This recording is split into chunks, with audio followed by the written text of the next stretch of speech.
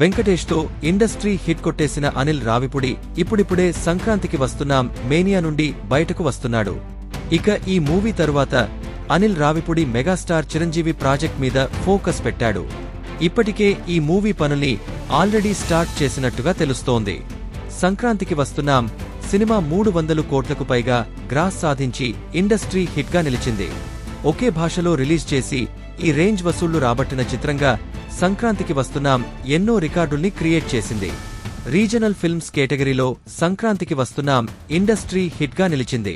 పైగా టాలీవుడ్ సీనియర్లకు ఎవరూ అందుకోలేని రేర్ ఫీట్ను వెంకీమామ పెట్టేశాడు.